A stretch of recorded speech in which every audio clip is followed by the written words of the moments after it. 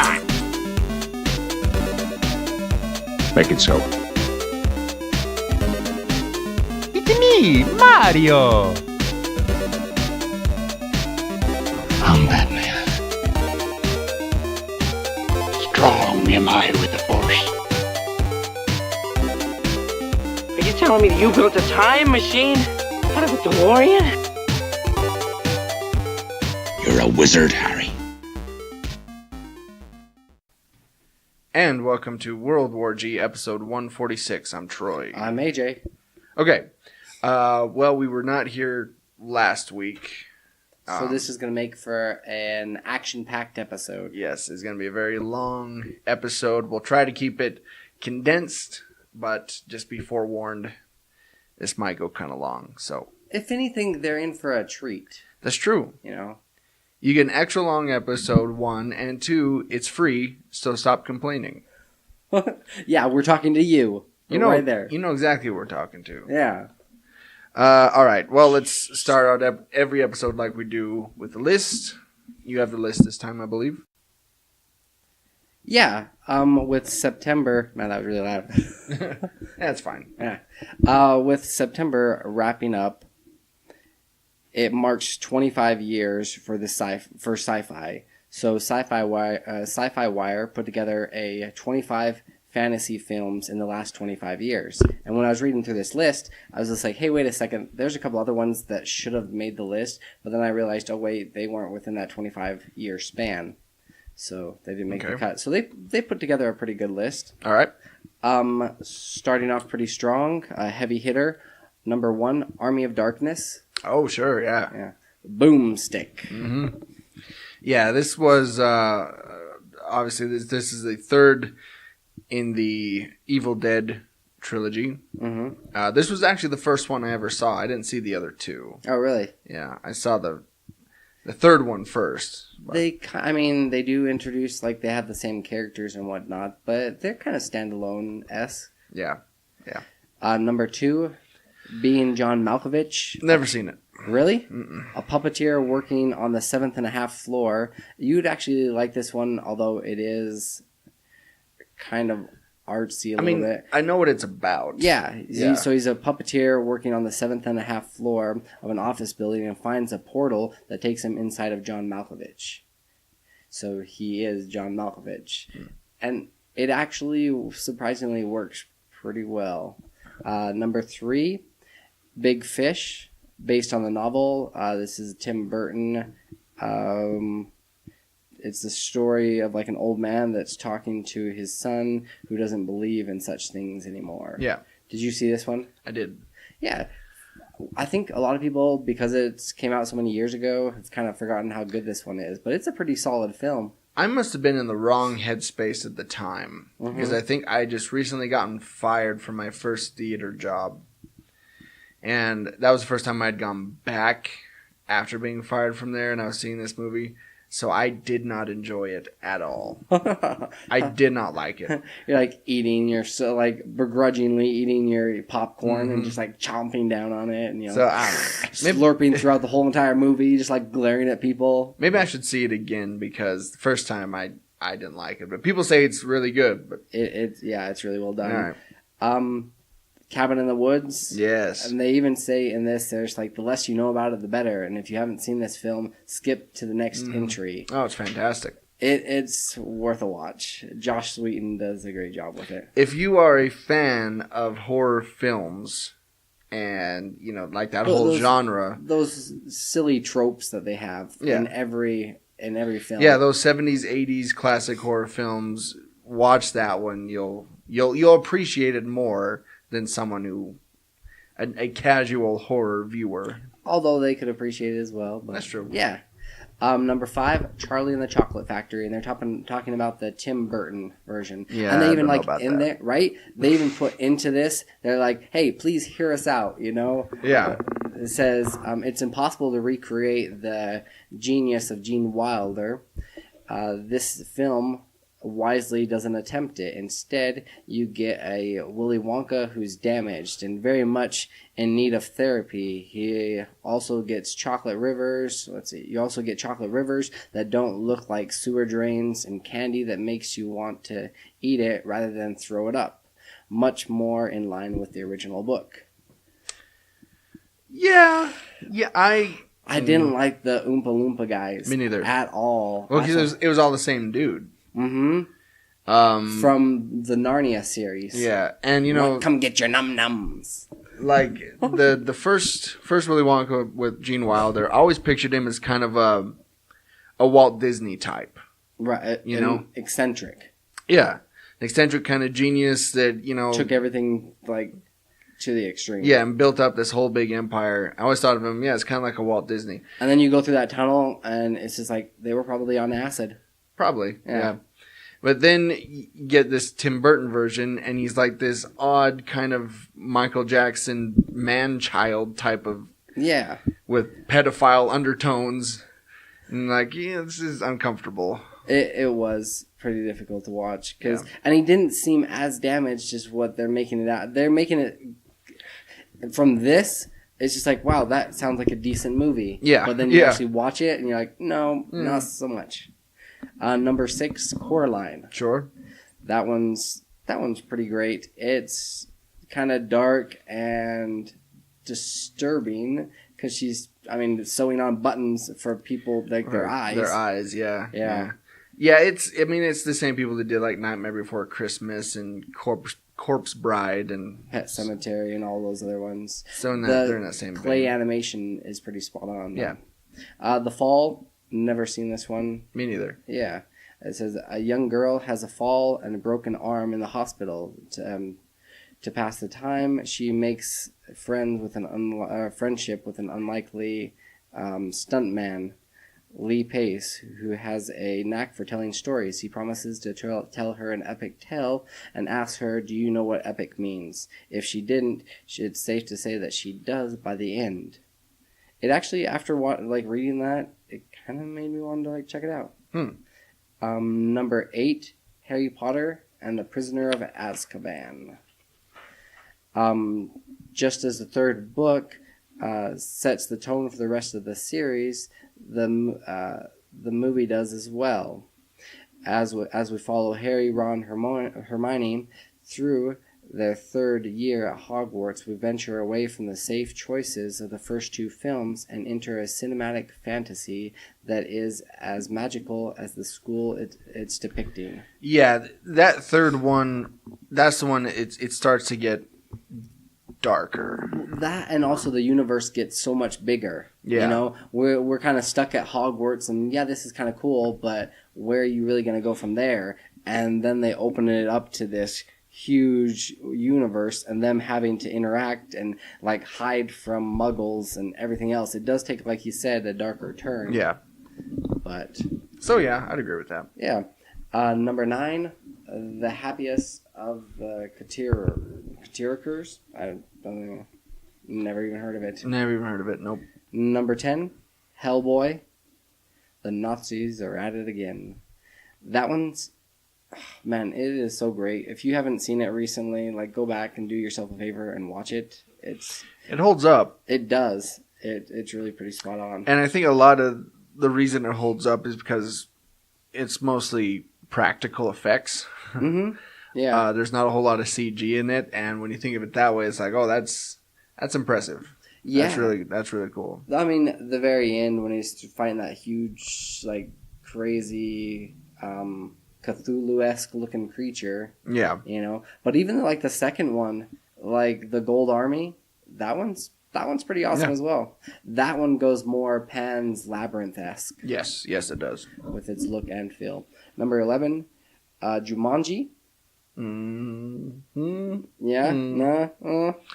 Yeah, that one, I could take or leave that one. It was great when you watched it as a kid. Yes. When you go back and watch it, you're just like, okay, it was all right. Well, then you start to think as an adult, the ramifications of what happens to these 2 people, at the end of the movie. Yeah. They revert back to children, but they still have all the memories of an entire life lived. Right. So they're like, so they have all this like future knowledge and stuff of what's going to happen. And Didn't you recently take a Facebook poll where you said that you wanted that, or you would have done that? Was it? Did you take the money? You know how it was like, go to be 45 and have millions of dollars, or go back to as a child. Yeah. With all that previous knowledge. But I know exactly what you mean. It was just like, I'm stuck in this adolescent body, and you're like, I've already done all this other stuff. Plus, it gets kind of bizarre with like, you know, who he's hooking up with. Yeah. You start thinking too much about that movie. Best to take it like, you know, at face value. Yeah, don't think about it too much. Number 12, Lord of the Rings, The Fellowship of the Rings, and they put in this. They're like, okay, it's kind of sort of cheating because when we say Fellowship of the Rings, because we only talk about one movie, we're actually meaning all three movies because you kind of have to put them all together, lump them together. That's true. And they're so great. They're really well done. 13, Mirror Mask. Never seen it. Another Neil Gaiman movie. Director Dave McKean. I mean, it looks pretty awesome, but I've never seen it. Well, if anything, this is, you know, going back and like, oh, okay, well, maybe I should, you know, check out these movies that I've never seen. Yeah.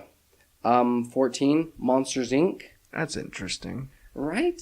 I really like Monsters, Inc., but I never thought of it as like a fantasy film. Yeah. 15, The Muppets. This is another one I didn't really think as a fantasy film. I would put that in the comedy category. Right. Yeah, okay.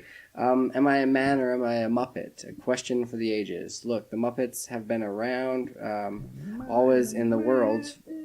We met many years without them, and sorry, you like singing it. Go ahead. Humanity was the worse for it. What could bring them back? What could introduce this brilliant felt creatures to a whole new generation? The answer came in the form of 2011 film with Jason Segel and Amy Adams. I agree with all of that. Yeah. And I love the Muppets.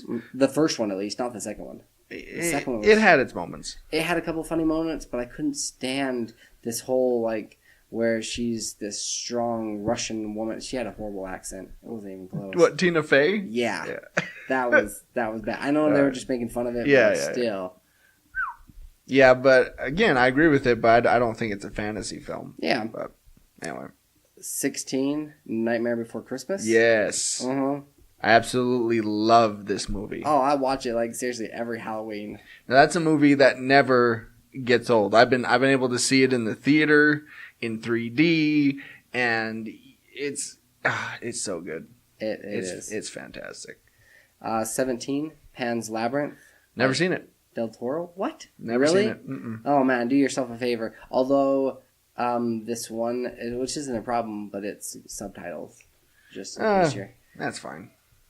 But it's great. The story's spot on. There are some dark themes, but it's fantastic. Okay, 18, The Pirates of the Caribbean, The Curse of the Black Pearl. Yes. I would agree with this one because it was based on the ride, but they actually did such a spot-on job with it. Mm-hmm. You know, they paid homage to it without steering too close to just keeping it the same thing. You know, they could have made it a much more shallow movie, but they really made it their own. And yeah.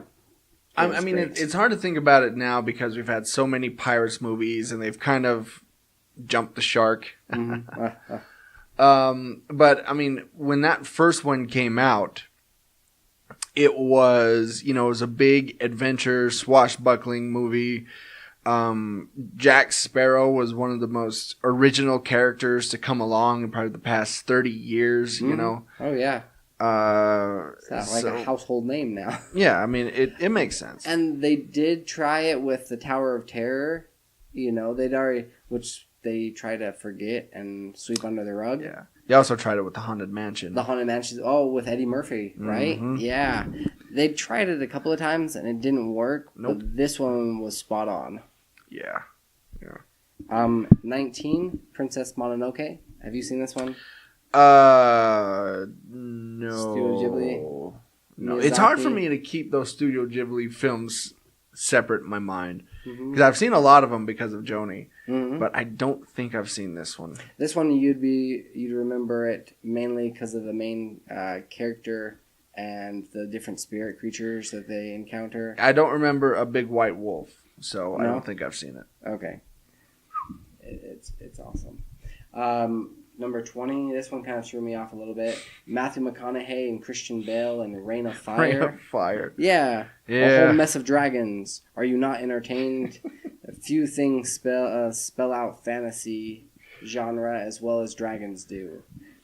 But It's if you've never seen Rain of Fire, it's a crazy movie. One, yeah. and two, it takes place kind of on the not too distant future, where all of a sudden dragons appear Hmm? and take over everything. Well, they were slumbering down in these like mines and stuff. Yeah. It had a pretty decent premise. Yeah. But I couldn't stand it when that dude gets up there and jumps at him with like the battle axe Yeah. to kill the dragon, and then just gets eaten. And there's a couple other cheesy moments. The dragons were actually pretty spot on. They were. And okay, you know how we always take the Rise of the Planet of the Apes is kind of like that's the bar for when it comes to CG, like animated like animals. Okay, the bar for me has always been for dragons, at least with what's it called now? Dragonheart? Mm-hmm. With Sean Connery. Yeah. Yeah. And these dragons were actually somewhat cool looking. Yes. Yeah. They had kind of a cat-esque look to them. Well, there's only so many ways you can do dragons and make it original. You know? So True. I think that one was the first time, if I remember correctly, it's been a while since I've seen it. But wasn't that the first time where they explained the dragon's fire as there was like they had two separate things that would converge right. and become fire? Yeah. Like they almost had like kind of like Venom-esque. Yeah. You know, that would shoot out on either side of these like little, I don't know what you'd call them, like little pouches where they store up it, and then it was two separate things. Their breath combined with that yeah, fuel, they would ignite it, and that would make which it was fire. kind of a cool concept. It is. And it looked pretty awesome because it almost like took a second for it to like Yeah. and then like shoot the fire. But as far as being up there, I don't know. Yeah. Yeah. There are better ones out there. 21, Spirited Away. Mm-hmm. Another masterpiece from Miyazaki. 22, you'll appreciate this. Toy Story 3. Oh, yes. Yes. Good old Toy Story. And then, anything you'd care to add to this one? What can I say? It's a perfect film. It's a perfect film. There's all other films Troy bases off of this. You know, this is the bar. Everything else just kind of falls short. It's fantastic. Which they are doing a fourth one. Yes, they are, and I'm very excited. You're like, keep it coming. I don't care if it's Land Before Time, Yep. like kind of thing going. Go for it. 23, Tucker and Dale versus Evil. Have you seen this one? It is on Netflix. Nope, It's never kind of seen it. cheesy, but it's so dang funny. These guys are out there and they're just living their life, doing normal stuff, and it's all about not getting the full story and not knowing exactly, you know, what the other people are doing. Because these teenagers go out in this cabin, kind of in the woods, and then they encounter these guys, and like things that just kind of happen make it so they like start accidentally kill a couple of people, and then they like, oh no, these guys out in the woods are trying to kill us, and they're these hillbilly people, and they're not really, and I don't know. Yeah. But it's cheesy, but it's kind of funny. All right. 24, which I was pretty surprised to see, but I mean it fits. Wonder Woman. Yeah. Patty Jenkins created an instant classic. It's true. Yeah, I mean it's I saw it again just recently, and it's a dang good film. It is. And Did you still get the chills when she runs into the battle? Oh yeah. And it'll hold up for years to come, that's for sure. Oh, absolutely. Yeah. Number 25, Wreck-It Ralph. Sure. I love this movie. Oh, I've seen yeah. it so many times. This is actually the first movie that I bought on 4K as well. Oh, really? Yeah. Even though I don't have a 4K TV or 4K capabilities, I still have it on there. Just because they offered it, and it was like the same price as the one for the Blu-ray combo pack. So like, why not? Why not? But it's got so many like little things that you'd only get if you were a gamer. Oh, yeah. Or really appreciate. But I mean, everybody else can take it at face value, and it's kind of a cute, funny story. But then, like, all these other little things that they just throw in there, when he's, like, busting into the vault and doing the Contra code. Mm-hmm. And, and just, like, there's so many other ones. But, yeah. Any others that you think to add to the list? They kind of covered quite a few bases. They did. It's difficult because you're trying to think, is that, like, within that 25-year span? Right? Yeah. Yeah. No, I can't really think of any off the top of my head. I'm kind of surprised a little bit that none of the Marvel movies made it in. If Wonder Woman made it into the list, how come like some of these other ones, the Marvel movies, didn't make it? That's a good point. Right? That's a good point. Like there's some really solid ones. But again, are they fantasy though? Right? Well, I was gonna say Guardians of the Galaxy, but I think that's more like sci-fi than fantasy. I don't know. It's hard to distinguish, but if you have any that you think make it on the list, let us know on Facebook. Yeah. All right. Let's take a break, and when we come back, we're gonna run through these stories really quick because we got a lot of other stuff to get through. So we'll be back right after this. On the historic streets of Ogden, there are two kinds of people: readers and non-readers. Here's where you can find their stories. Booked on 25th Street, located at 147 Historic 25th Street, Ogden, Utah, 84401. Yeah, stop by and say hi to our friend Marcy. You can pick up a new or used book, or you can sell your own used books. That's right, you can get 10% store credit on what they can sell the book for. Stop in and say hi, or call them at 801-529-7720. You can find them on Facebook at facebook.com/bookedon25th, or you can email them at marcy@bookedon25th.com, or visit their website, bookedon25th.com. Be sure to tell them that World War G sent you. Now back to the episode.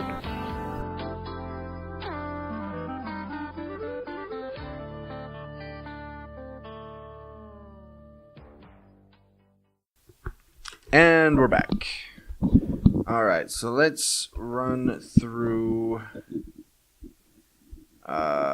these stories really quick here.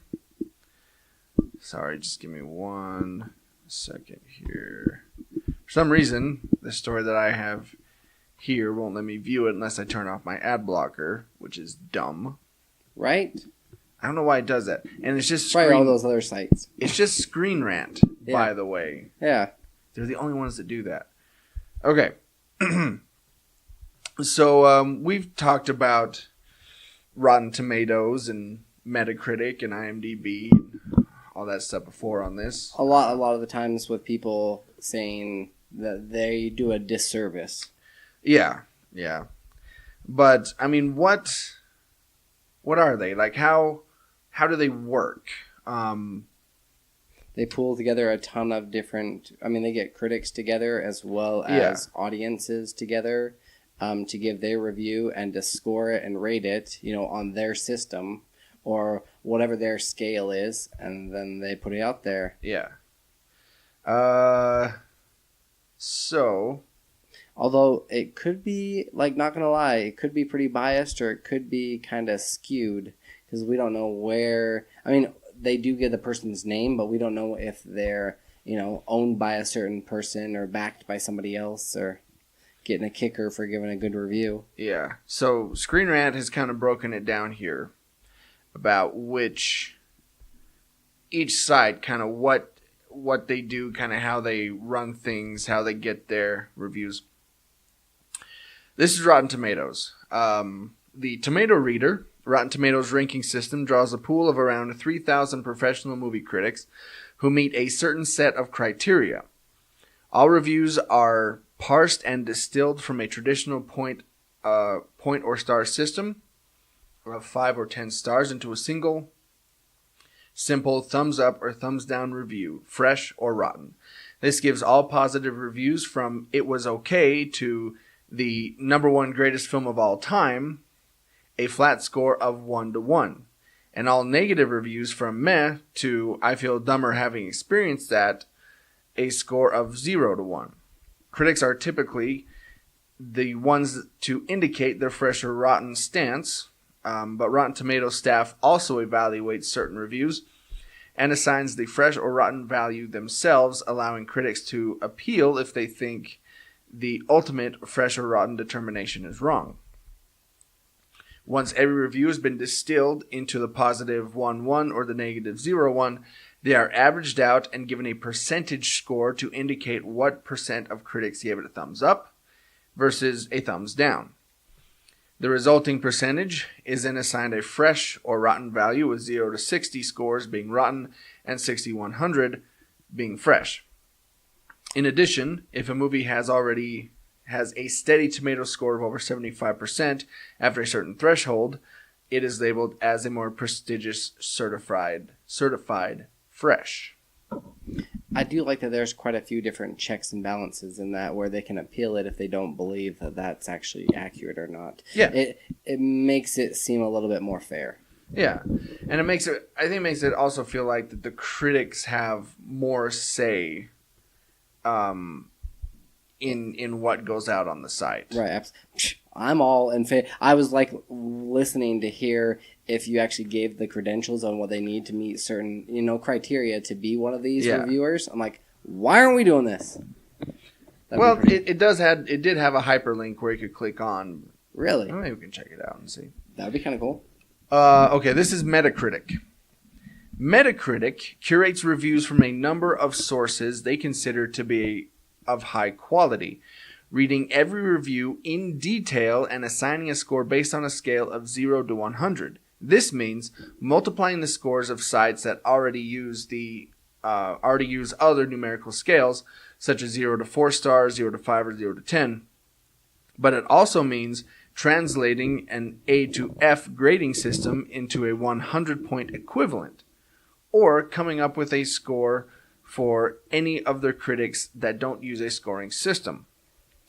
Once every review is assigned a score on the 0 to 100 scale, certain scores are weighed to account for quality and other factors. For example, before his passing, a critic like Roger Ebert's score would typically be seen as having more weight, so his score would be given more weight. Meanwhile, sources whose reviews tend in a consistent direction may need to be adjusted against their own average so they can be fairly compared against each other. For example, a score of 80 isn't going to mean the same thing from a critic whose average score is 60 or 50 as it will from a critic whose average score is 85. Once all scores are weighed, an average is calculated and sorted into one of three colors: red for 0 to 39, yellow for 4 to 74, and green to 75 to 100.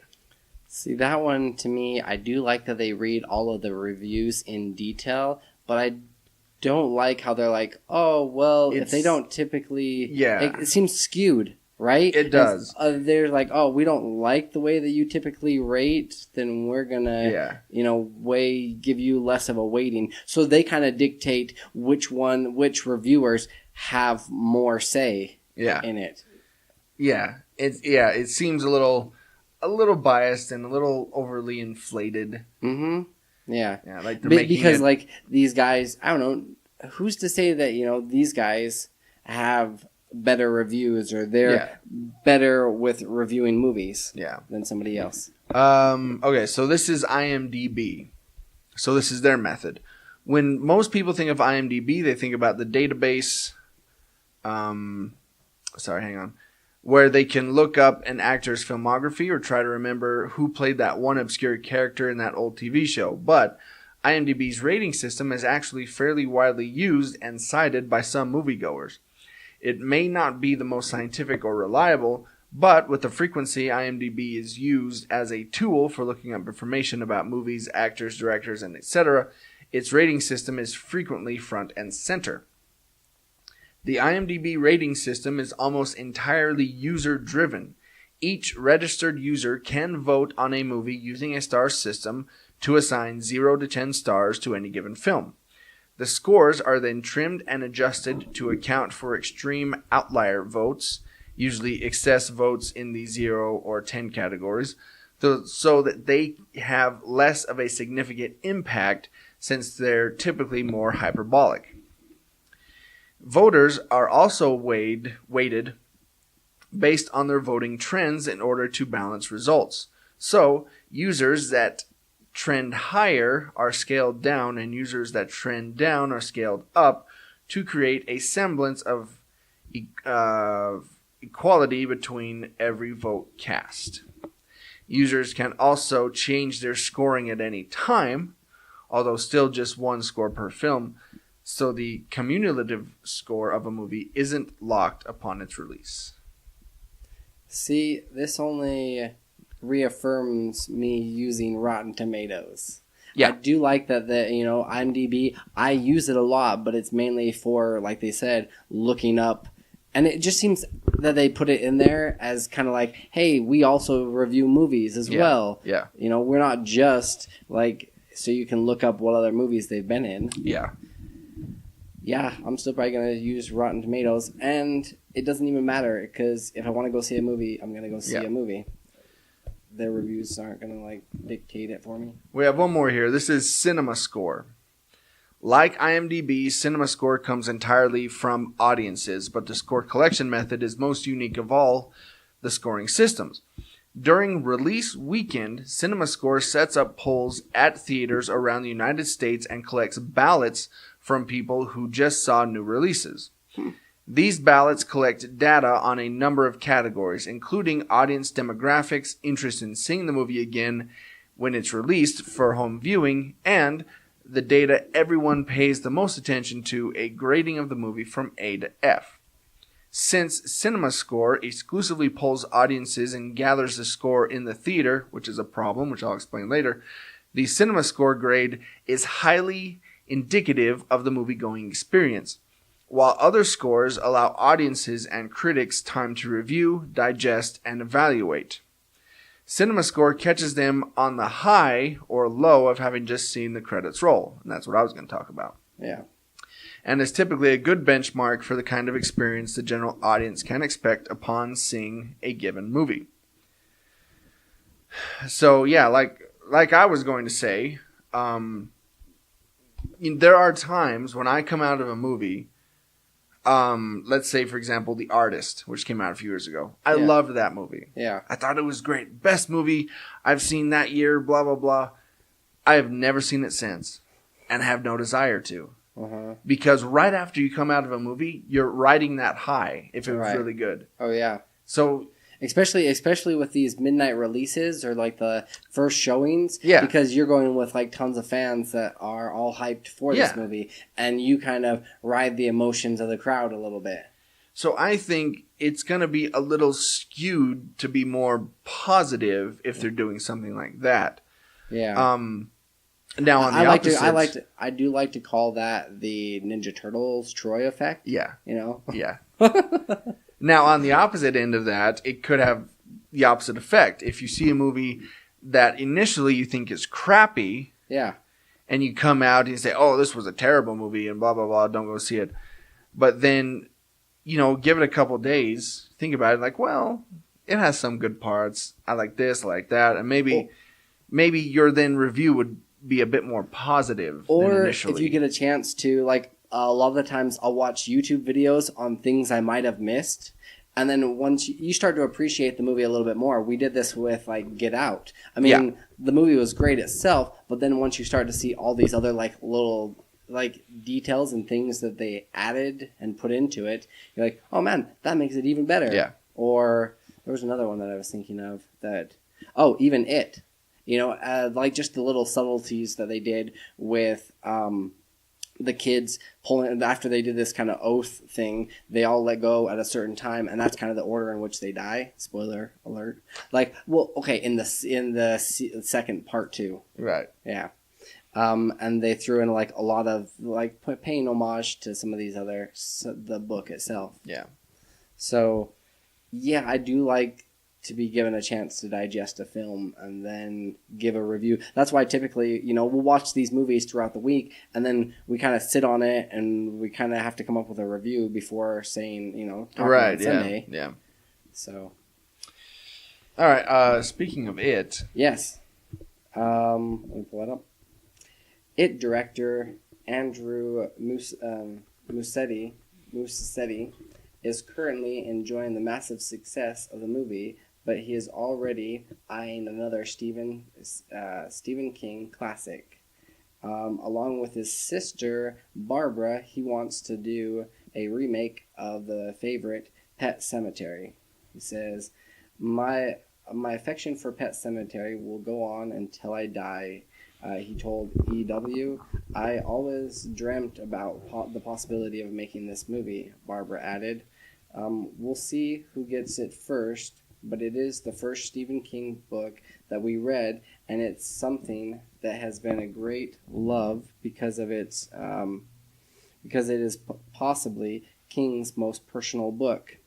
You can imagine his young family. What will they do to be able to keep your family? How far would you go? I really hope that we can do it. But if we do it, we have to do it justice, like we did with it. The versions we've read in the past years and the scripts we've read have been, in our opinion, representative. In our opinion, have not been representative of the book. King's first published Pet Sematary in '83, and then they did the movie came out in '89 with a sequel in '92, but it didn't have the success of the original. It went on to say that actually another front runner for this movie back in 2015, Del Toro, said that he would kill to make this film, threw it out on Twitter, because that's where we get all of our news. Yep. Yeah. I think that they could do a pretty decent job with this because I loved the book. That was one of those books that I stayed up until like 2 or 3 in the morning, and then I couldn't get to sleep afterwards because it freaked me the heck out. Yeah, it was a great book. The movie, on the other hand, was kind of cheesy and wasn't all that great. Never read the book, never saw the movie. But with what they've done with it, I think that he could do a great job with it. Although it's kind of funny because we'll get to this a little bit later with Comic-Con with some of the things that we saw, but some of these what was that gal's name that she's just like, I'm just thrown out in the universe, whatever happens. Elijah Dushku? Yeah. Where she's just like, I don't want to get my hopes up, and I'd put in for Scarlett Johansson or to be Black Widow, but Scarlett Johansson got the role. So now she just like leaves it up to the universe. I feel like this almost backfires a little bit. It's nice of them to say, hey, I've got some interest in making this movie, but it almost kind of backfires sometimes. Yeah. And especially with the monster, no pun intended, success that it has been, it has to be, if they're going to redo another Stephen King book, it has to be as good or better than it. Mm-hmm. Which that's going to be, hard. Yeah. Yeah. Big shoes to fill. Yeah. Okay. Let's talk about the Orville here for a second. We've both seen it. Mm-hmm. It's 3 episodes deep at this point. The Orville is Fox's biggest premiere since Empire. Fox has announced that the premiere of The Orville, Seth MacFarlane's love letter to Star Trek, debuted to one of their biggest viewerships in recent memory. A staple of the network's creative lineup since Family Guy burst onto the scene, post-Super Bowl in 1999, McFarlane has come a long way, rising up the ranks of Hollywood as a producer, filmmaker, director, and overall talent in the past 20 years. The popularity of Family Guy spurred McFarlane mania across the industry, affording the creator 2 animated spin-off shows, 3 feature-length comedy movies, and the reboot of a popular science fiction documentary series. The kind of goodwill and popularity afforded him the chance to launch the Orville, a Star Trek-esque adventure for the 21st century, and it clearly comes from a place of passion and long gesticulated career aspirations. Those aspirations have temporarily paid off not only for McFarlane but for the network backing him as well. In a press release, Fox is reporting that the Orville's Sunday premiere earlier this month is the most watched pilot episode for the channel since the debut of the hip-hop soap opera phenomenon Empire in early 2015, pulling in 12.7 million viewers across all formats in its first week. Dang. Yeah, the opening night audience delivered roughly 3.7 million to that total, the biggest launch since Lucifer's 3.8 million in January 2016. In addition to those numbers, the Orville is also the most streamed new Fox show since the premiere of Scream Queens in the fall of 2015. I think they're gonna renew this one for a second season, from what I've seen. I thought it was kind of funny. They worded it a lot nicer, but he had originally went to Paramount and said like, "Hey guys, I'd like to do this Star Trek-esque TV show." No, he wanted to do Star Trek. Yeah. Like he wanted to have a Star Trek series, and Paramount said no. The Family Guy, dude, no. Yeah. You're not happening. Stay away from Star Trek. Yeah.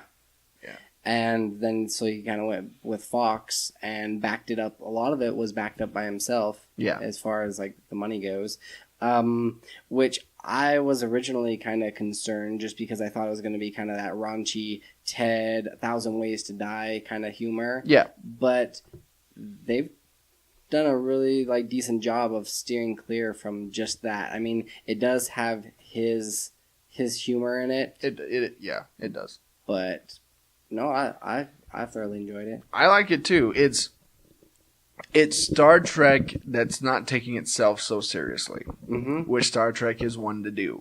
It reminds me a little bit of like, what's the Tim Allen one that they Galaxy Quest. Galaxy Quest meets Star Trek, right? Yeah. Kind of that fun humor. Like these people do have problems and issues and stuff after they get out of the academy. You know, they're not perfect. And They just do are. everything. Yeah, they are real people. Yeah, they're kind of flawed. Yeah. But it still has that, like when in the first pilot episode where he's talking to that creature guy, he's like, "Oh, just take a couple steps over. You're like not in the middle of the center of frame." You know, and just it was pretty solid. Yeah, I enjoy it, and I'll continue watching it. Speaking of things that I really, really enjoy, Resident Evil 2. They recently, it's done a Kickstarter, but so if you're not familiar with the Resident Evil franchise as far as video games go, the first one, takes place in this mansion when this zombie apocalypse just like breaks loose and they're trying to get to the bottom of it. The second one, however, this features Leon Kennedy and Claire Redfield, and they're in the middle of, they work for Raccoon City. They're on the police force, and it primarily takes place in the police, kind of similar to like the mansion, but only just in the police force, and you're asked to kind of survive. Yeah. I did like the mechanics a little bit better, and the voice acting from the first one was like 10 times better, but you still have to like stop and shoot before you can, and like the boss battles are crazy difficult. But Kickstarter, yeah, Resident Evil 2, the board game. It's going to be a cooperative survival horror game for 1 to 4 players set in the Resident Evil universe. Players choose from a number of familiar characters before venturing into the zombie-infected streets and buildings of Raccoon City in a desperate fight to escape the nightmare. Designed specifically for the Resident Evil universe, from the ground up, this game brings the thrills and dangers of the setting of the tabletop. Of the setting to the tabletop. World-class miniatures, innovative new mechanics helped deliver an experience that captures the essence of the much-loved original video game while offering up new twists and turns. This one has well succeeded. If you've gotten a chance to look, I mean, the little creature characters and everything else look pretty awesome. But this one has well succeeded what they'd originally asked. They'd only asked for 200,000, and they're already at 600,000. Yep, 613,000. Crazy. But this one actually would be pretty cool. It gets tied together with the first one and kind of lumped with the first four. But as a standalone game, did you ever play? House on Haunted Hill, or those other games, board games? Board games? Mm-hmm. There was that one board game where I forget the name of it. It's kind of a horror survival one where you go around. Clue! Yes. That's what you're thinking of, right? That's what I'm thinking of. Well done. Thank you. No, you're asked to go around the board and open up new areas, and then a haunt begins, and then one character is asked to be the creature, or everybody, while everybody else is supposed to survive, or they have to. So the game, it's got replayability, is what I'm getting at. And this one actually looks kind of similar because each time that you play through it, you're going to encounter different creatures, and It's going to be a different experience each and every time. I'm half tempted to go ahead and on Kickstarter. This is one of the few projects that I'm just this actually. I mean, because it's going to go forward and be made for sure. Yeah. But I don't know. I think it looks pretty awesome. All right. Look forward to our new Kickstarter where we ask for money to buy new equipment. Yes. Okay. This is weird news. Weird Al Yankovic, John Stamos, Finn Wolfhard to star in Willy Wonka Hollywood Bowl concert. Say what? Yeah. John Stamos is going to enter a world of pure imagination as Willy Wonka. Stamos will play the titular character, chocolatier, in a live in-concert adaptation of Willy Wonka and the Chocolate Factory at the Hollywood Bowl this November, according to Variety, and will find his Charlie Bucket in Stranger Things and its star Finn Wolfhard. The event will draw from all three Wonka properties, the iconic Warner Brothers film, its Broadway adaptation, and the original Roald Dahl children's book. Willy Wonka and the Chocolate Factory in concert at the Hollywood Bowl, a live two-film celebration, is also reeling in other stars to play memorable characters. Weird Al Yankovic will lend his musical talents to the role of Orange Factory workers Oompa Loompas. Elle King will sing I Want It Now as the Bratty Veruca Salt. Giancarlo Esposito will appear the Candyman, and Richard Kind is Grandpa Joe. After leaving Natasha, Pierre, and A Great Comet of 1812, it seems Ingrid Michaelson isn't done with her stage musical pursuits, as she is slated to play Charlie's mother, Mrs. Bucket. The Hollywood Bowl has found success with its previous concert editions of hit movies and musicals, including this summer's Mamma Mia, the 2016 The Little Mermaid concert, and the La La Land in concert event in May. Yeah.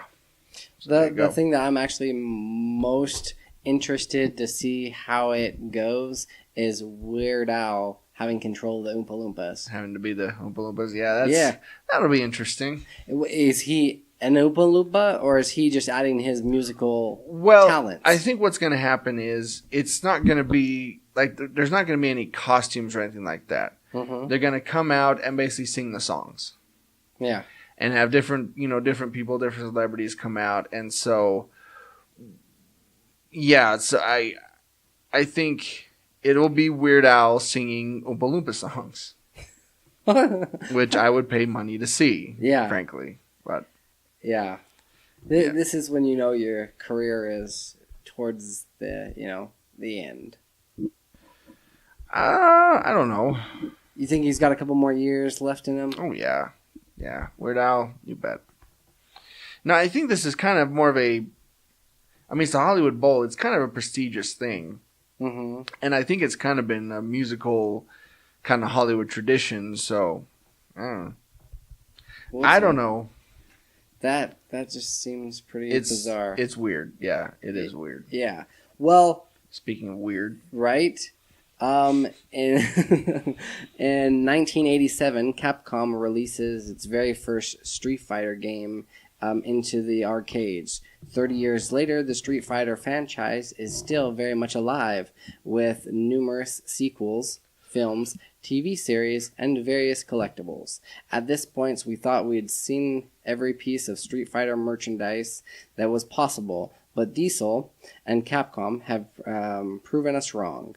Diesel has announced a series of limited edition Street Fighter shoes that celebrate 5 memorable characters from Street Fighter X. Such characters include Charlie Nash, which I think is pretty awesome because are you looking at these shoes? Mm-hmm. They look actually fairly cool, and I like that on the very bottom of it actually says Sonic Boom, like on both left and right.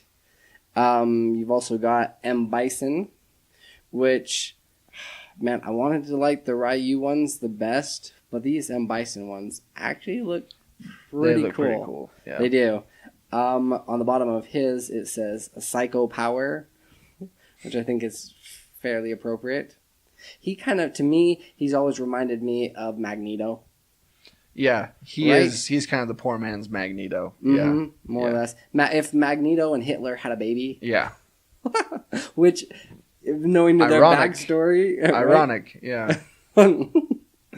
Okay, it's also got Birdie, which I wasn't too familiar with this character. On the bottom of his, it says Bowl and Horn. Chung Li, one of my personal favorites. It says Spinning and Bird Kick on the bottom of it. I used to spam the heck out of that move. Oh, yeah. Right? Hers, and then also, what's the beast creature's name? Blanca, thank you. Yeah, or even E Honda. Yeah. Dude, that arm attack, I would constantly do that. Just go slowly across the screen while I'm playing on the Sega. Yeah. And they've only got... Have you played any of the newer ones? No, not the newer ones. Really? I would think that you would. Only reason being is because you love so much Injustice and those kind of games. I just don't have an interest in Street Fighter. I really don't. Really? Mm-mm. Mortal Kombat? Mm-mm. No? Not even when they did Mortal Kombat, the kind of... what was it? Mortal Kombat versus DC? Yes, it's because they had DC in it. Yeah. That was the only reason for it. Yeah, I've ever since I grew up, basically, I have no interest in those games. Huh. And then finally, Ryu, which I think is very appropriate that they put on the bottom of his shoes. Denjin Haruken. I think it's ironic because Ryu never wears shoes. Right? Yeah. It's kind of funny. But... Although those ones, they look pretty sick. They do have a $200 price tag. So I don't think I'll be getting them. Yeah, probably not so much. But they are pretty unique. No, what I would have done, I would have taken out this weird birdie character and I would have put Blanca in there. Mm-hmm. Those would have been pretty he's cool. always been kind of a fan favorite. Oh, absolutely. And they would have kind of looked electric on the side of it. Yeah. They could have done something cool with it. You could make it green with the accents like orange and... Those Chung Li ones look kind of cool as well. Yes. But they remind me a lot of wrestling shoes. Or Wonder Woman looking shoes. Yeah. Because it's blue, yellow, white. They're Well, just and that design on the side kind of looks Wonder Woman-ish too. Mm-hmm. It really does. They're just missing like another tier for it. Yeah. Well, there you have it. There you have it. So In if case you got $200 to drop. yeah, if you got the money, go ahead and buy yourself some Street Fighter shoes. All right, so when we come back, we're going to be doing some reviews of some things we've seen, some movies and TV shows, and all that good stuff. So we'll be back right after this. Are you feeling nostalgic about your music listening needs? Do you like the tonal quality that only a record can provide? Then go check out Lavender Vinyl, located at 123 25th Street, Ogden, Utah. Yeah, go talk to Kylie or Blake. They have a large selection of new and used records. They will also buy your old records, maybe the ones that are just sitting up there in the attic, gathering dust. And if you can't find anything, they'll be more than happy to pre-order it for you. Now, you can always find them at lavendervinyl@gmail.com. You can also check out their website, lavendervinyl.com, or give them a call on the phone, like a normal person, at 385-240-0336. Be sure to tell them that World War G sent you. Now back to the episode.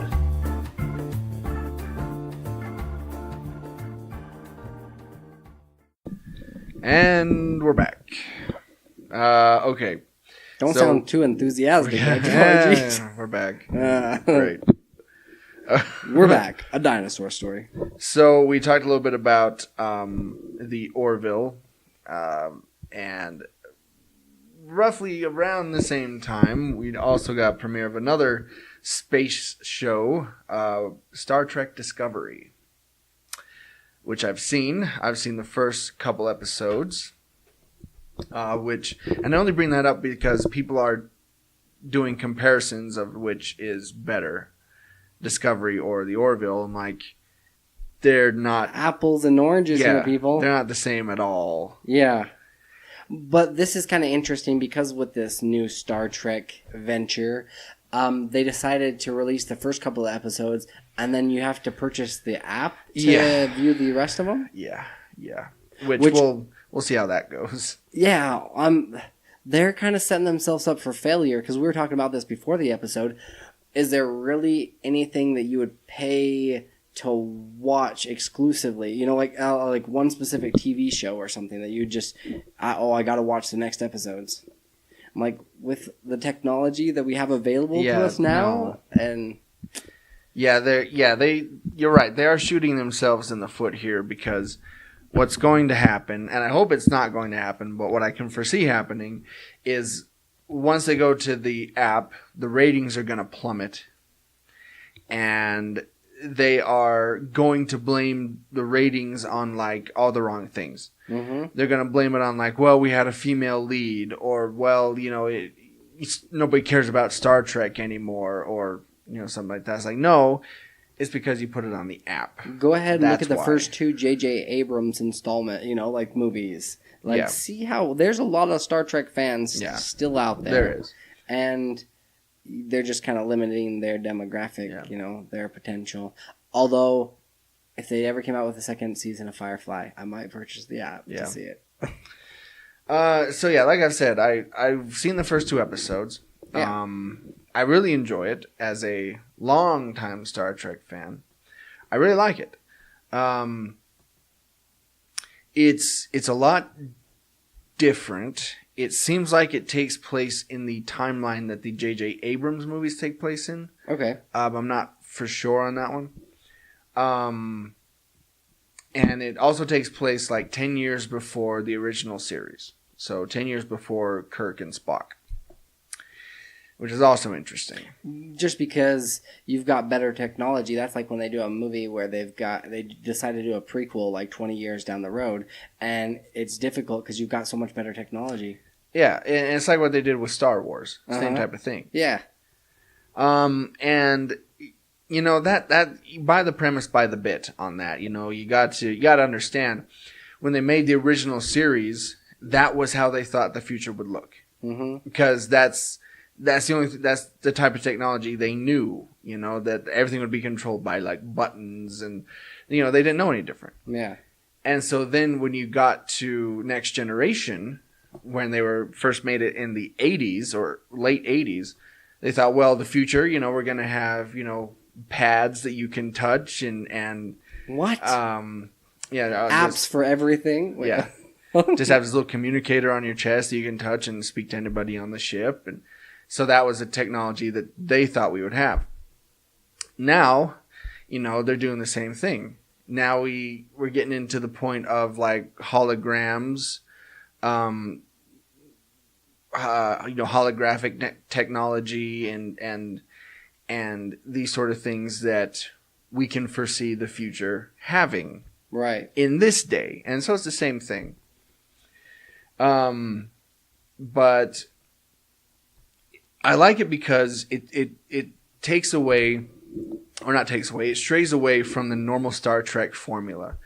They're not focusing on the captain. They're focusing on this first officer, who commits treason basically in the first 2 episodes, spoilers, and is sent to life in prison. That's where the second episode ends. And it's great because you don't always see that in other Star Trek episodes. You don't see an officer get in trouble and then the repercussions of that, whatever they did. It's just kind of a slap on the wrist or you get demoted or something like that. Right. Nobody Nobody was ever like life in prison for treason and mutiny. You're like, oh, okay. But they did it on this one, and that's fantastic. It's the Star Trek that we need for this day and age. If you did a Star Trek like Next Generation or Deep Space Nine now, it wouldn't work because people aren't entirely interested in that anymore. Right. They need more action. Mm-hmm. They need better special effects, and that's what we're getting with this one. Who's directing this one? Do we know? No idea. Okay. But yeah, so I would say if you're a Star Trek fan and you're familiar with Star Trek, go ahead and watch it. I'm sure you'll enjoy it, and there are a lot of homages and Easter eggs to other Star Trek series. Little noises and stuff like that. Do you have to, could I, like, somebody that didn't grow up watching it, could I just go in and go ahead and start watching it? Yeah. Or am I going to be lost? Yeah, no, you won't be lost. Okay. But in deep space somewhere? But watching what might happen is, and well, maybe not because you're not, the normal person who is familiar with these type of things. But if you watch this one and then go forward in the timeline to like the original series, everything looks completely different, and all the aliens look different. Like these are Klingons, but these are Klingons, and they don't look anything similar. And like you said, by the bit, by the premise. Yeah. So I would say, you could pick this up and run with it, but just know that the other subsequent Star Trek series are going to look vastly different. Mm-hmm. But like I said, you'd probably understand that more than other people. So, speaking of TV shows. Oh wait, let me give it my rating. Yes. Out of 5 Klingon corpses on the hull of the ship. Yeah. If you see that, if you've seen it, you understand. I would give it. Those first 2 episodes are actually really good. I'm probably like 4 as a Star Trek fan. Mm-hmm. I would give it 4 out of 5. Very nice. Another TV show that I just recently watched, because again, we talked about this before the air, that we just watched these certain shows that we're kind of like, well, why did we watch this? Yeah. But it was just kind of just there, you're watching it together. I had watched all the original seasons of Will and Grace. Right. And they decided to bring it back. Yes. Which they look still, it's uncanny how much, I'm not sure if they made a deal with the devil or something, but they still look the same. Exactly the same. The same. The only one that's aged a little bit is Will, actually, if anybody has. Although, yeah. the rest of them have had some work. For sure. Yeah. This takes place 11 years after the original one, but you've still got Will, Grace, Jack, and Karen.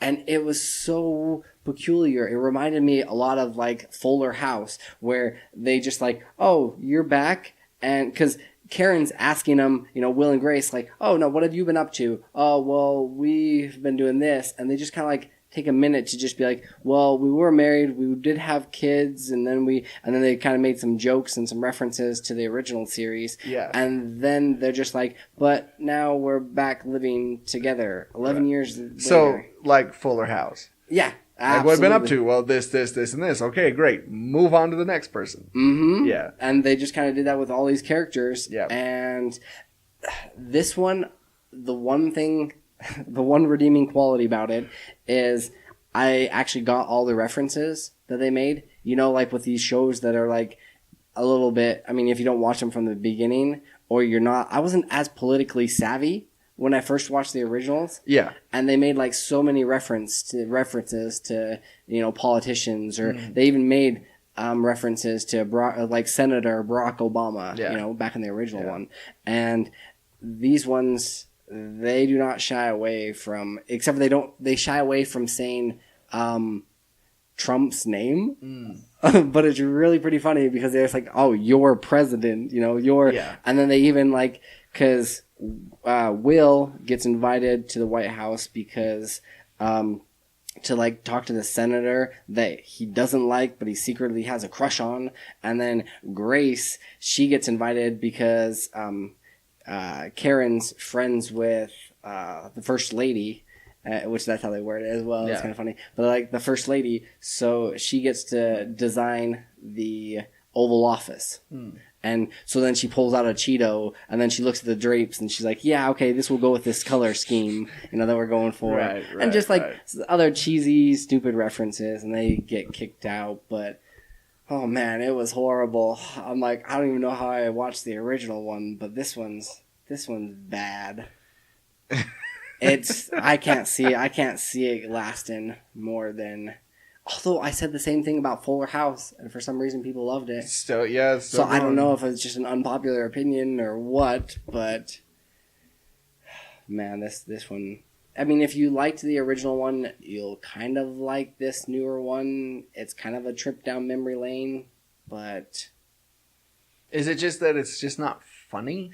It's really not, and they have like a laugh track in there as well, and the laugh track laughs at every little thing. No, right. Like sometimes it's like, oh yeah, okay, I get that joke. That's kind of funny. Laugh at it. No, every little quick one little liner that they say, they laugh at it.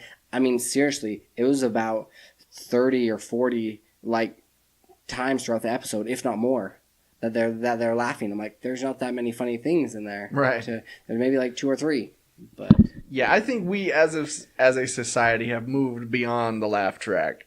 But Will and Grace hasn't. Yeah.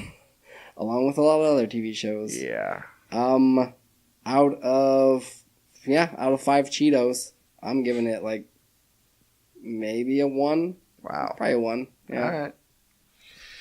Okay. You did also get a chance to see a movie this week? I did. I saw American Assassin. Oh man. Starring Michael Keaton and Dylan somebody. Which Michael Keaton's coming off of a high from Spider-Man Homecoming. Yeah. And then he does this one. Okay, so here's basically the premise. It's based off a novel, and it's based off, I mean, this guy, it starts out on a beach. This guy is with his girlfriend. He proposes to his girlfriend. I mean, this is all stuff in the trailer, so I'm not spoiling anything. But right after he does, there's this terrorist attack, and his fiance gets killed. Damn you, ISIS. Yeah. Well, you're supposed to believe it's them. Really? Yeah. Oh. Yeah. But like just seconds after they get engaged, she gets gunned down. And so he goes on this one-man rampage, basically trying to infiltrate, these terrorist cells one by one to go in there and kill everybody and get out and get to another one and kill everybody. Jason Bourne-esque a little bit? Not really. Okay. He's not that stealthy. And so what ends up happening is because he's been doing this for the last 18 months, or trying to, that he's gotten the attention of the government, of the CIA, FBI. They've been watching him. Not intervening, but just watching Just him. watching him. Yeah. And so when he actually does end up going to this terrorist group, and trying to get in with them and getting on good terms with them, so we can kill this guy who orchestrated the attack on the beach when his fiance was killed. Right as he's about to make his move, the government comes in, kills everybody, takes him, and he's then recruited to this special ops group led by Michael Keaton. Uh-huh. Who becomes his sensei. Pretty much. And so they see this young kid as kind of a weapon. It's like, okay, he's out there doing all this stuff on his own. Let's make this legal. Let's put it in confines of the government. Let's get this kid on our side. Utilize his natural born skills. Right. And that's where the movie goes from there. It's one of those movies where when you see it, you're like, oh, that was kind of cool. That was kind of fun. But you've seen it a million times before. You have. Right? And you'll forget it like a month later. It's very in between. They played it pretty safe. Yeah. It's very mediocre. They aren't really going for any awards here. They aren't reinventing the wheel by any means. It's just it's a movie that it's a movie. So wait, do you have like the mean by the books head officer or whatnot, or whatever you'd call? You do. Really? Yeah. It's a black female. Uh-huh. That she's just like, no, this is what you're supposed to be doing. Yes. Really? Then you have Michael Keaton. It's kind of the renegade. Yeah. And Yeah. I did hear it was like, because I'd watched a review on it, and he said that he's just like, rule number 1, don't make it personal. And then you find out like who's behind the thing. He made it personal. And he made it personal. Yeah. Broke kind of a his do word. as I say, not as I do type of a thing. And but yeah, like I said, you're not going to remember this movie. Oh man. And it does kind of suck because you want to see Michael Keaton do really good films, and he has been doing really good films. Yeah. Then he does this one. It's kind of a step down. But so out of 5. By the way, there's a torture scene in this movie that it's hard to watch. Really? It's really, really hard to watch. Anything that has to do with like fingers and fingernails really gets to me. Yeah. I was watching it through my fingers. Like it was difficult. Out of 5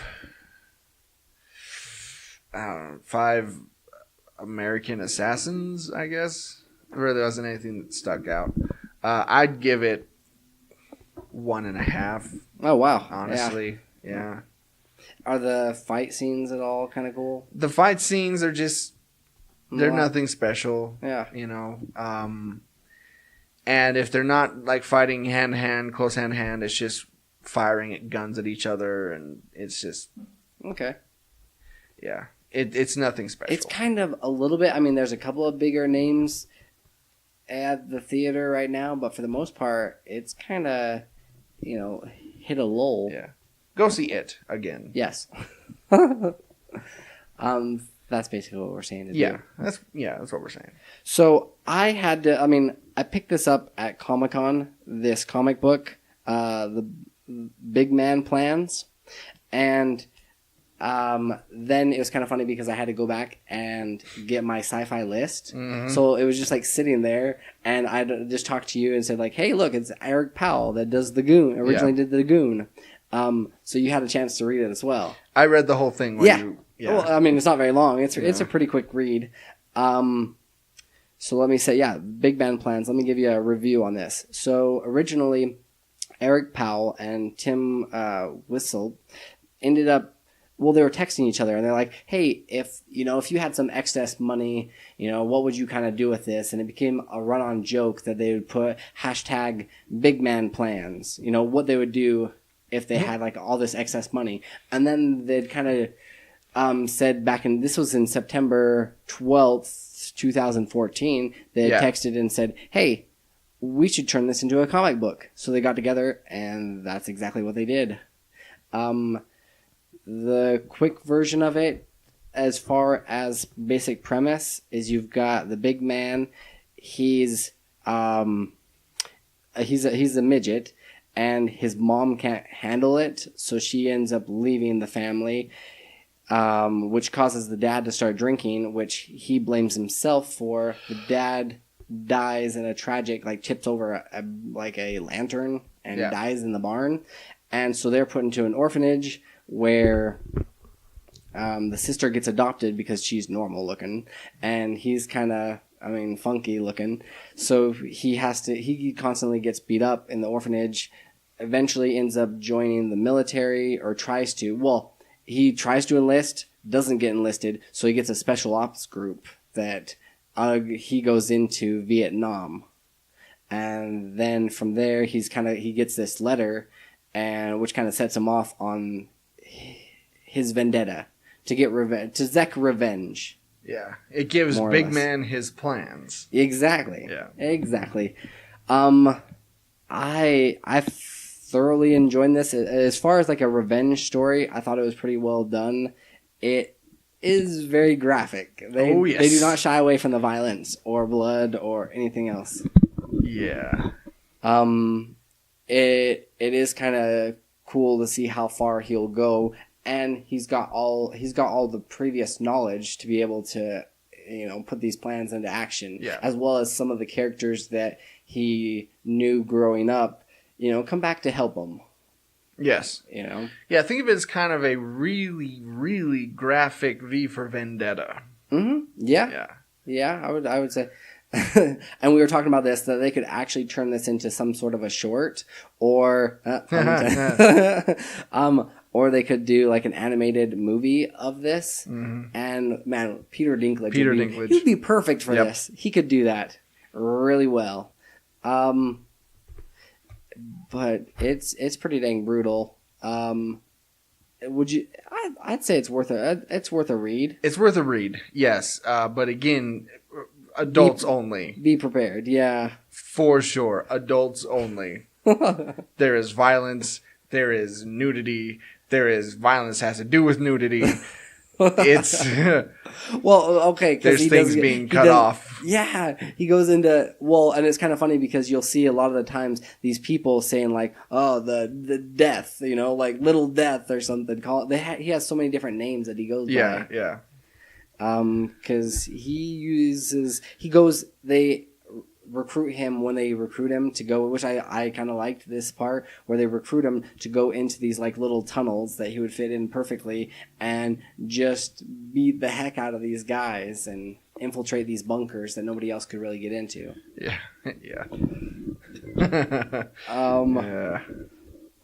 Out of 5 carpenter hammers, that'll work. Yeah.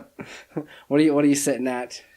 I'm sitting at maybe 3. I'm sitting at 3. Yeah. Right in there. Yep. Same here. It's a pretty solid revenge story. It does go a little bit over the top as far as violence, but for a standalone, and that's what I really like, is I like these standalones, quick reads that you can appreciate everything as a whole. It could do a pretty good adaptation for animated, because then they could get away with some more easily violence. But yeah, it was pretty good.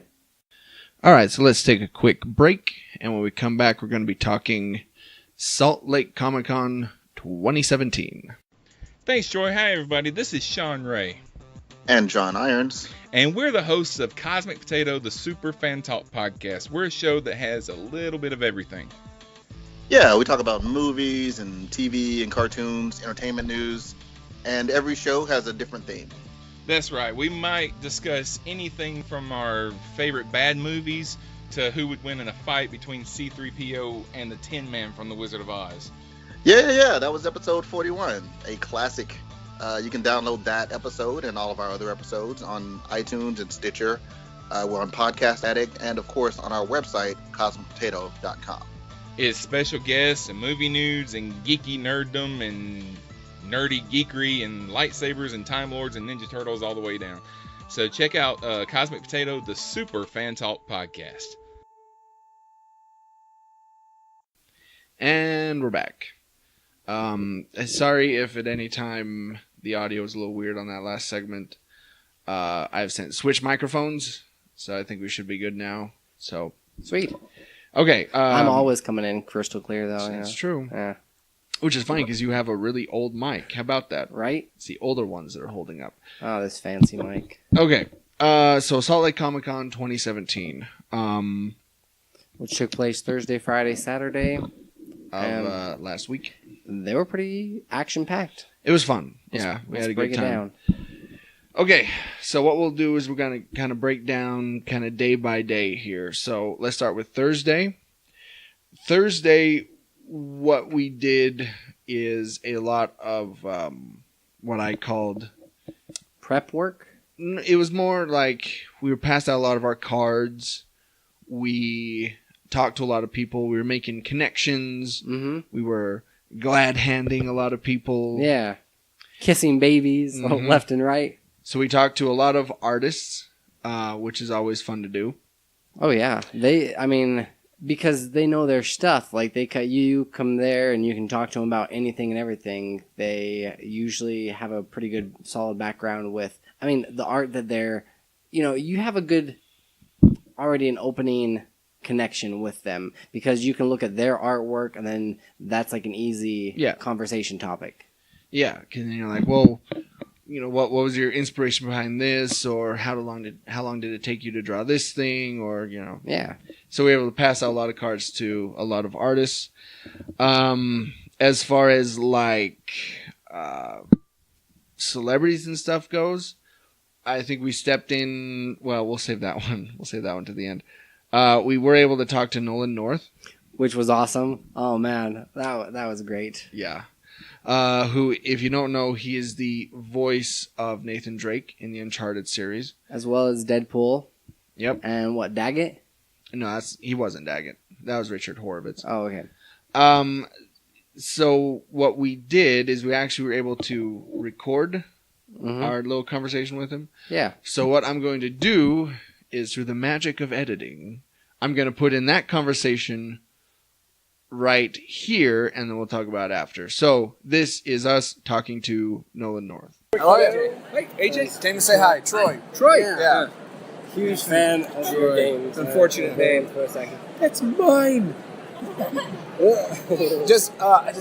I've heard that video game scripts are huge. Is it any bigger than, say, like, if you're just doing like a TV show or something like that? Oh God, yeah. No, it just depends on the size. Like Uncharted, for example. Yeah. There was no script. We had scenes that there was no here's the script for the whole thing, and let's see what's going to happen. Right. We would do it scene by scene, and it would literally evolve over time until you had a stack of scripts that made up the full script. Yeah. Destiny, for example, I don't think there's enough paper to show you. In fact, it's all done digitally. Yeah. I just did a download that was, my stuff was 3,800 lines for like the DLC. Yeah. Oh, wow. No, I do tens of thousands of lines. Paper would go all the way to the ceiling. Wow.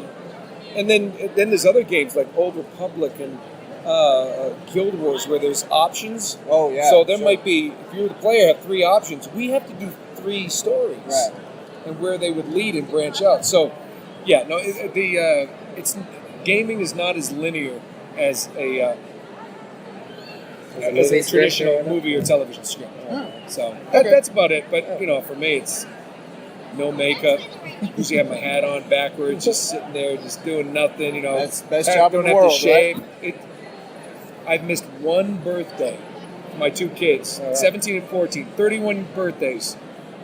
I've missed one because I was shooting a TV show in Atlanta, on-camera show. That's the only reason. Everything else, I can tell them, hey, I'm not available. That's my kid's birthday, blah, blah. They'll move stuff. Yeah. Best job ever. So now do you get a chance to play a lot of video games yourself? My kids play it. I'm too busy, and I literally, sometimes I just will sit outside with have myself a cocktail, the dogs, my wife. We just sit there and talk. I mean, I'm in headphones. I'm working on that stuff, or I'm on a set, traveling, doing stuff. So, and I'm terrible. Yeah. The hand-eye coordination stuff going on. Oh, no, I got that, but it's just like I don't. A, B, what is it? There's buttons down here. Oh yeah. It doesn't help that they like change it up every single time, like trying to find where X is at. The Switch was the first one that I ended up. I was just like, I don't know what the heck I'm doing here. We felt like old men. I'm getting old. All right. Thank you, guys. Nice to meet you. And we're back. And there you go. So yeah, he was a cool guy. He was really down to earth. We got a second chance to talk to him because I had to go back and I had to get my video game Uncharted, the collector's edition, signed by him. Yeah. And then we started talking football, and that's when we'd also... It was kind of funny because Richard Horowitz came over, and we started making... Well, just like joking around. His picture happened to look like, Better Call Saul, kind of something that you'd find in New York along the bench, like on a bench. Yeah. And so we were joking about that. And then I handed my phone over to you, and I was just like, hey, Troy, and hey, guys, while I've got you both here, can I get a picture with you both? And they're like, oh, yeah, sure, that's awesome. Yeah. Took a picture, and then, it was really kind of funny because their manager, air quotes. Yeah, their booking agent or whatever was like, what are you doing? That's like $40 right there. Yeah. And I just looked at him like, he handed me the phone. I don't know. I don't even know the guy. I don't know. I just took the picture. I don't know. Yeah. Oh, man. But yeah. So yeah, you got a picture with both of them for free. Yeah. Which I think voice actors would do if they could. It's probably not their decision, but before we got up to meet him, because we had to let everybody else go by that actually wanted to pay for an autograph. Yeah.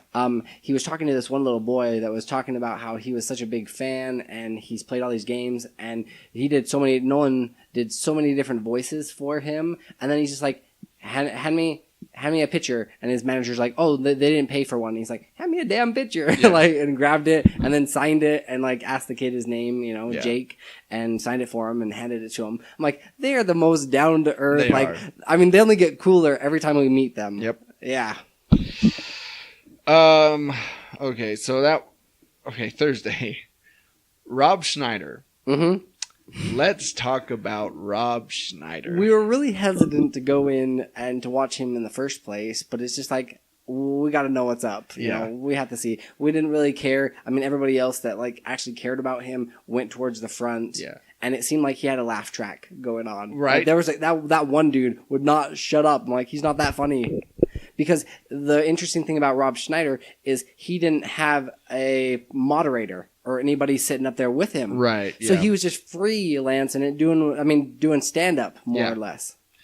And, yeah, that's exactly what he was doing. We sat in the back, and we did it just because, it was getting later in the day. You're like, well, let's just take a break. Let's just go in and see Rob Schnieder. Yeah. So he was already well into his panel at the time. And it did not take long, though, for us to realize that, this guy is a prick. Yeah.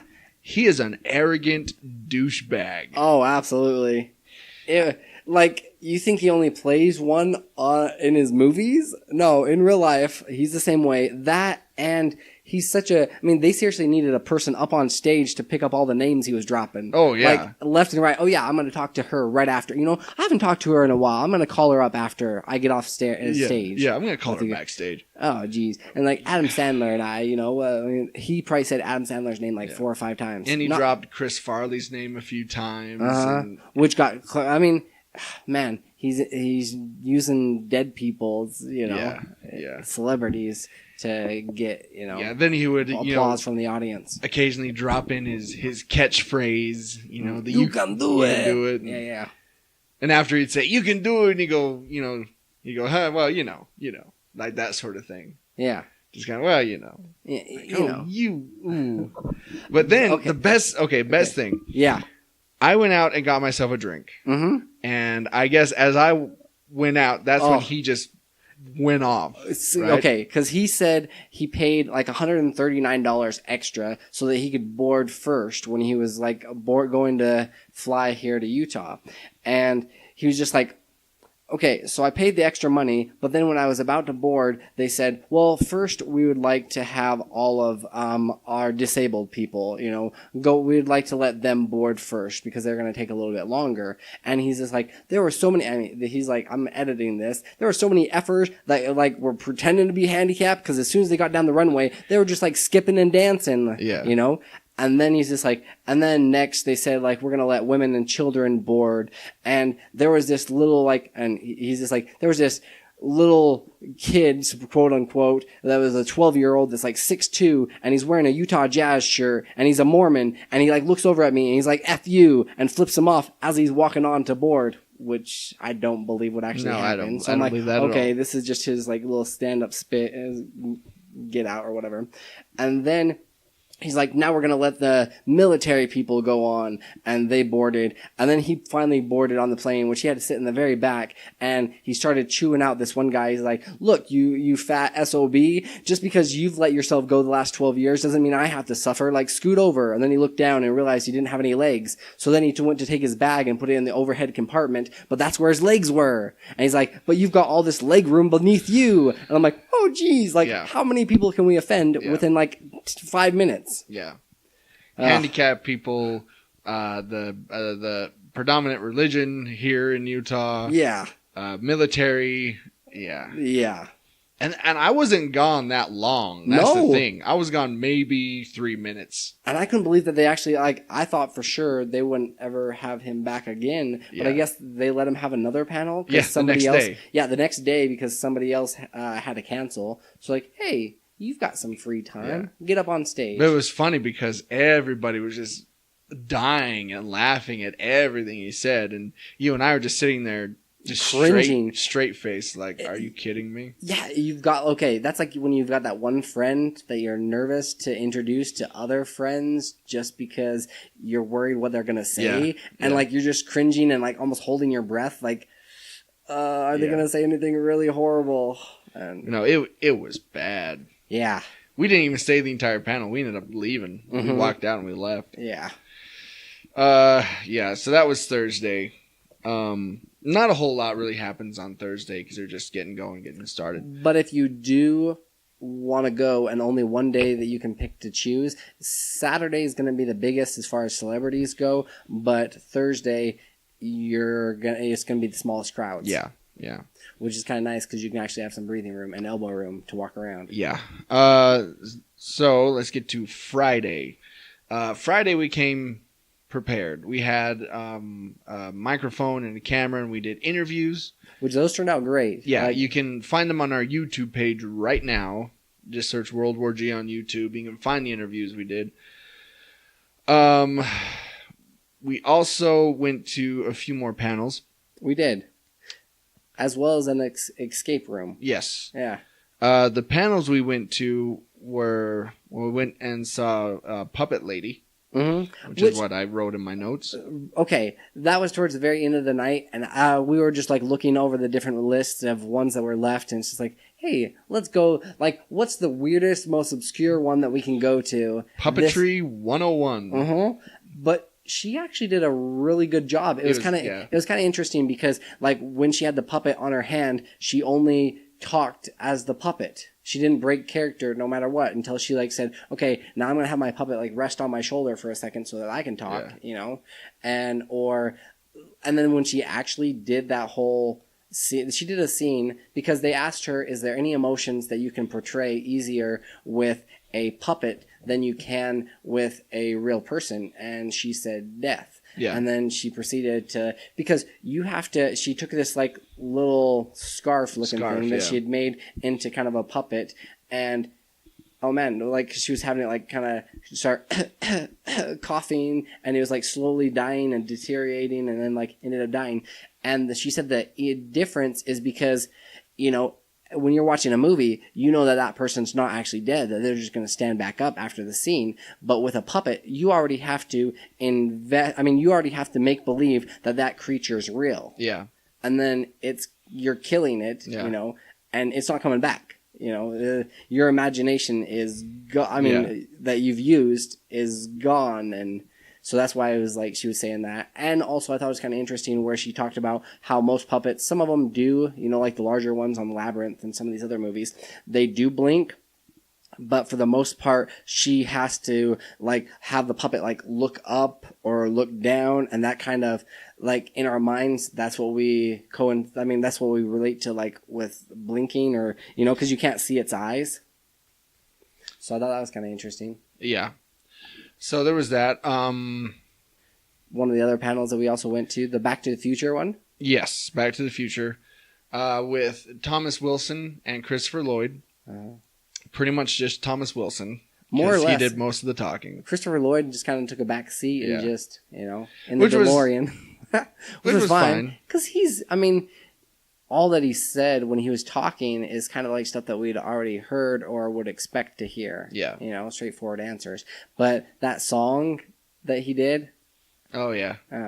About the questions that he's constantly asked. Mm-hmm. And yeah. That's a popular song that he does. You can find it on YouTube. But yeah, that was really funny. He talked a lot about, you know, making the movie and his problems with the guy who played Marty originally, Eric Stoltz. Yeah. And they kind of got into it. Like fisticuffs kind of a deal. Yeah. And then Christopher Lloyd would just agree. Like, yep. Anything else you'd care to add? Nope. So that was really cool. That was a cool panel. And then, we forgot to mention Thursday that we talked to the people at Nightmare on 13th, local haunted house here. Yes.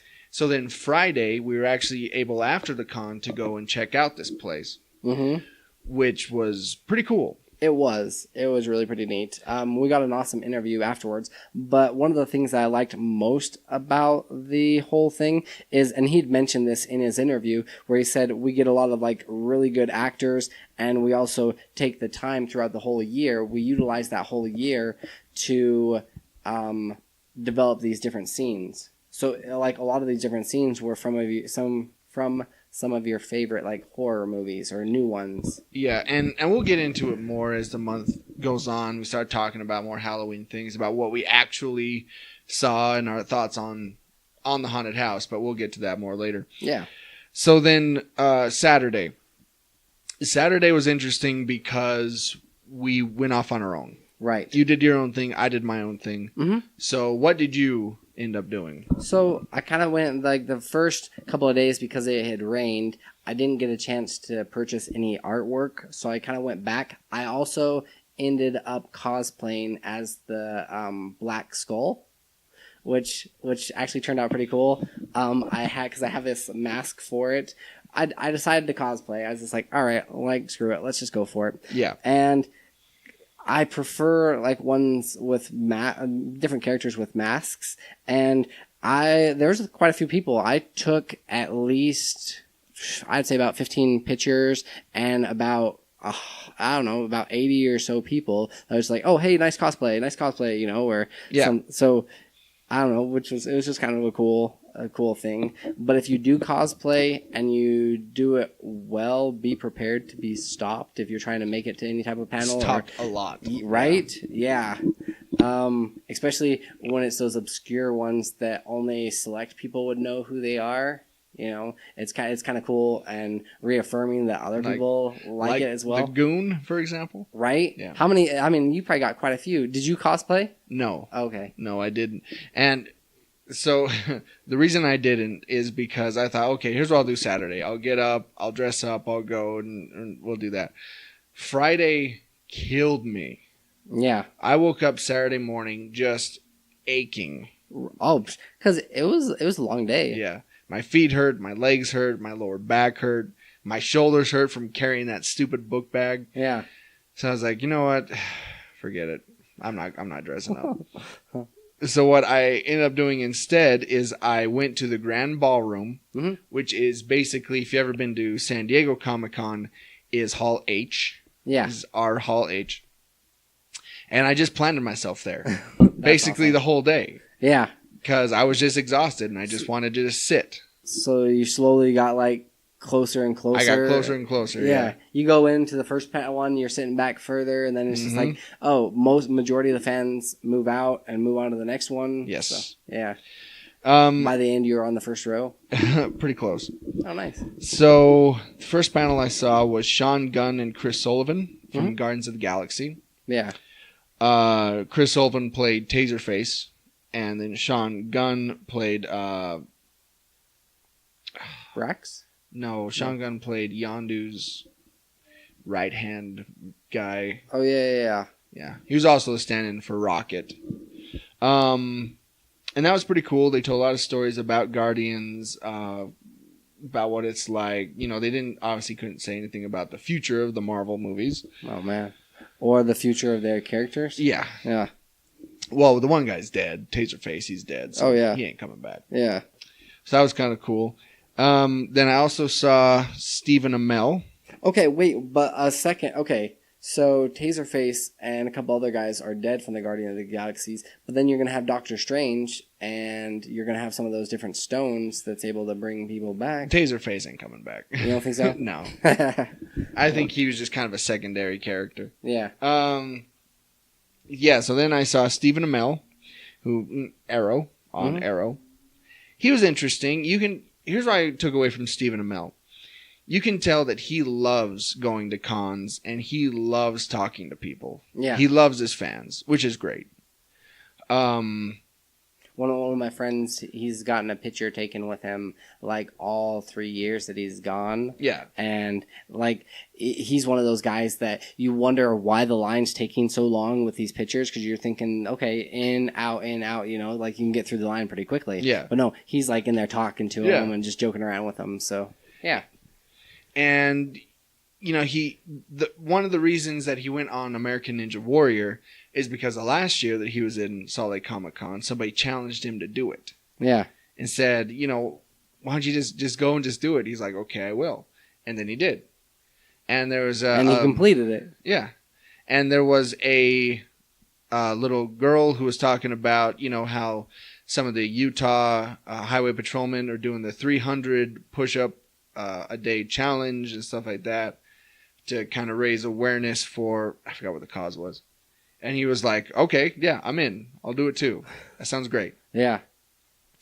So yeah, that was cool. You can, as much crap as I give to Arrow, you can tell that Stephen Amell is a genuinely decent, nice guy who just loves his fans. Yeah. So then I went to, well, I didn't go anywhere. I stayed. After that was Catherine Tate. Now, if you don't know her, she was on Doctor Who. She's a redheaded British woman. She was also on The Office for a short time. She was fine. I didn't pay much attention to that because it was mostly Doctor Who questions. Yeah. And, you know, Did she do any Office ones? I'm actually going back and rewatching it. Did she? No, she didn't really talk too much about The Office. So, you know, Doctor Who cares. You know what I'm saying? Yeah. You know what I'm saying? We talked about that before. Then after her was John Barrowman. Okay. Now, John Barrowman. Oh, man. I don't know if you guys can't see this, but like you should see the look on Troy's face. Yeah. Yeah. He's in Arrow. He was also on Torchwood and Doctor Who. He's Malcolm Merlin in Arrow. Now, I knew that John Barrowman was a gay man. Yeah. Okay. Whatever. No big deal. He is a very flamboyant gay man. He came out in a Wonder Woman outfit. Or as he put it, Wonder Man. Yeah. And he... Which was just like shorts, tight shorts, like booty shorts. Mm-hmm. And this Wonder Woman kind of halter top thing. And, came out with a cape and, spinning around for everybody. High heels. Oh, wow. Yeah. And... That's awesome. Yeah. He lit that stage on fire. Holy cow. Oh, I'm sure. He was so energetic and just had fun with everybody who came up and asked him questions. One of the more uncomfortable things, though, is at the beginning he Him said... sitting down? Like... Well, in the beginning he said, is there any guys here that are wearing kilts? A lot of people raised their hand. He said, come up on stage. Because his nationality is Scottish. Yeah. So he's like, here's what I'm going to do. That's had everybody all lined up. I'm going to lay down. Yeah. And all of you, I want you to walk over me, step over me, because I'm going to check if you're traditional or not. Oh, geez. Which they did. Yeah. And that was a little uncomfortable. That was borderline sexual harassment. That's just me. Like, I feel uncomfortable. You're like thinking it's cool. He didn't tell him why when he got him up on stage. Mm-mm. So then they didn't want to like back down. Right. Yeah. You know? Yeah. So, yeah. Well, he did say, do any of you know what's about to happen? Someone said no. So, well, you have an out then if you don't want to. Yeah. But nobody said no. They just walked up. Did it. Wow. Yeah. So yeah, that was an interesting panel. It's a little double standardish. A little bit. You know, you get Stan Lee up there, who like when he was talking, like when we talked to him, not this time, or we didn't talk to him, but when he was being interviewed, where he's like, "Oh, is she pretty?" Yeah, yeah. So Stan Lee's up there, like. Yeah. So then after that was the reason I was pretty much in Hall H, the Grand Ballroom, waiting, was a Twisted Toonz panel. Because I knew that would fill the room, which it did. It did. I tried to get into it. Yeah, couldn't. Yeah, no. It was packed. And if you don't know, Twisted Toonz is all the voice actors get up and they read scripts for movies as different characters. Well, this time it was Back to the Future. Oh, sweet. So you had Nolan North, you had Jess Harnell, you had Rich Horowitz, and you had, I forgot the woman's name. Shoot. She's Hera on Star Wars Rebels.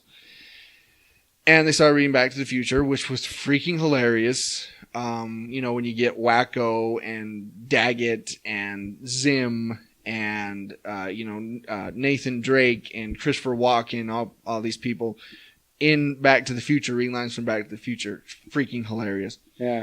Plus, were you able to record any of it? I did. I did record some, and I'll post that. Plus a special guest appearance by Ross Marquand from The Walking Dead. Really? Mm-hmm. Who is an expert impersonator.